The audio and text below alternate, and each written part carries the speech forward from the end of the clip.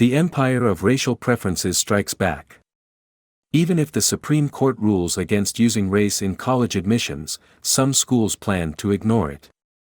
Any day now, the Supreme Court will issue landmark rulings on the constitutionality and statutory compliance of using racial preferences in college admissions. And already the empire is fighting back.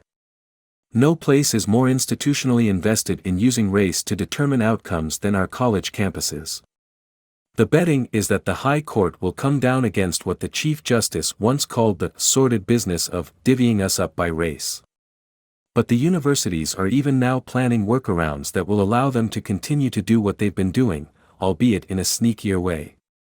The two cases involve a private school, Harvard, and a public one, the University of North Carolina. Students for fair admissions sued both, claiming Harvard discriminated against Asian American applicants and UNC discriminated against both Asians and whites. When the court took the case, Lawrence Tribe told the Harvard Crimson that even if the university lost, not much would change. Universities as intelligent as Harvard will find ways of dealing with the decision without radically altering their composition, the Harvard law professor emeritus told the Crimson.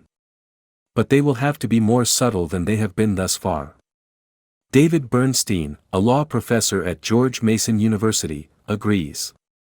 Some universities will just keep doing what they do until they get sued, he told the Daily Caller, especially because there's not much of a likelihood that any individual university will get sued, unless they announce publicly that they are refusing to comply with a Supreme Court's opinion.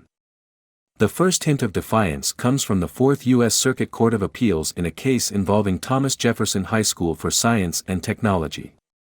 The Fairfax County, Virginia, magnet school has regularly been ranked top in the nation. But its school board had a problem. The merit-based entrance system produced a student body that was almost 3/4 Asian American, while the percentage of African American students was too tiny to report. The school board's answer in 2020 was to do away with the entrance exam, cap the number of students from schools that had historically sent the most students to TJ while setting aside seats for 1.5% of every 8th grade class so that students from less successful schools would be admitted. It worked as planned. Asian Americans dropped from 73% of the student body to 54%, making room for every other group, whites, blacks and Latinos, to increase its numbers. Parents and concerned members of the community formed the Coalition for TJ and, with the help of the Pacific Legal Foundation, sued. They were initially successful. In February 2022, Judge Claude Hilton of the U.S. District Court in Alexandria ruled that TJ had engaged in forbidden racial balancing. But last week a divided Fourth Circuit panel overturned Judge Hilton's ruling. Coalition for TJ v. Fairfax County is about finding a facially neutral proxy for race. National Review's Ed Whalen notes that the opinions here will likely prove the new battle lines over racial diversity if the Supreme Court rules as expected. In his concurrence, Judge Robert King wrote that Coalition for TJ failed to show an intent to discriminate against Asian Americans, even if the board knew its changes would cause Asian enrollment to fall. In her dissent, Judge Allison Jones Rushing detailed the undisputed contemporaneous evidence to the contrary. Legal arguments aside, it's notable how many are willing to sanction discrimination against people whose only sin is to have worked hard and achieved.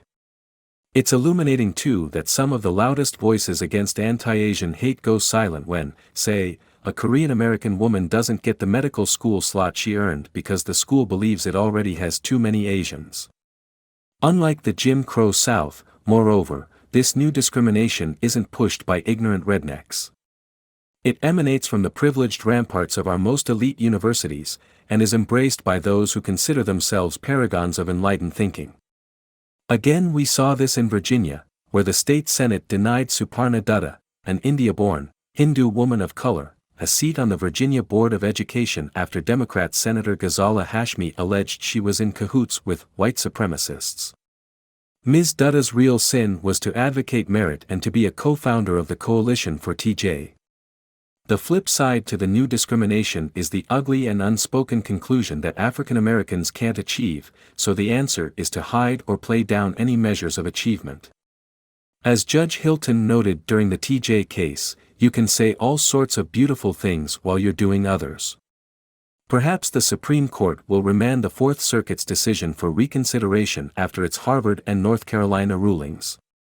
But if the justices really want to end discrimination against Asian Americans and restore the ideal of a colorblind society, they will recognize that their rulings here are only the opening skirmish.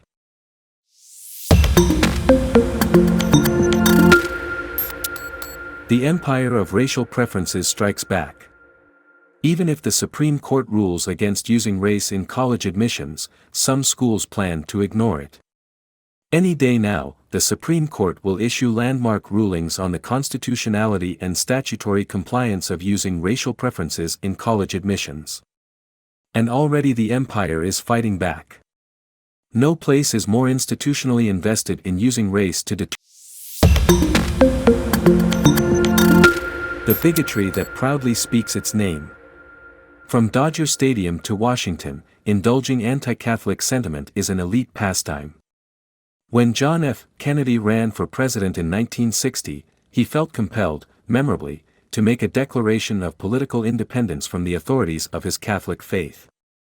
His opponents had notoriously exploited anti-Catholic sentiment in key states to suggest that somehow a papist in the Oval Office would owe principal loyalty to the Vatican and would take instruction from the Pope on critical questions of the presidency.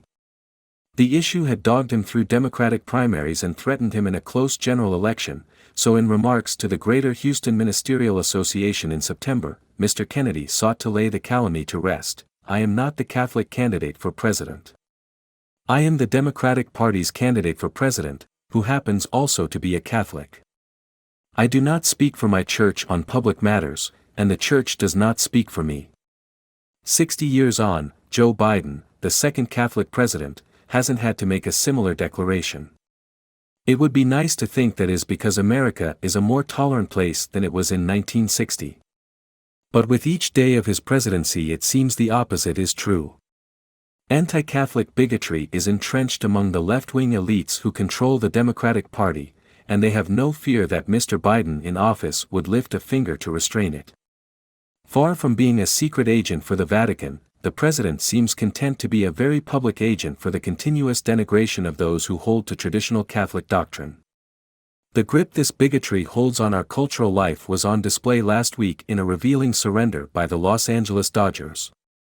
As they planned for their annual Pride Night festivities next month, the Dodgers, the leading baseball franchise in a city that is one-third Catholic, initially thought it prudent to withdraw a plan to give an award to a famously ribald group whose signature is the mockery and vilification of traditional Catholic teaching on sexual mores.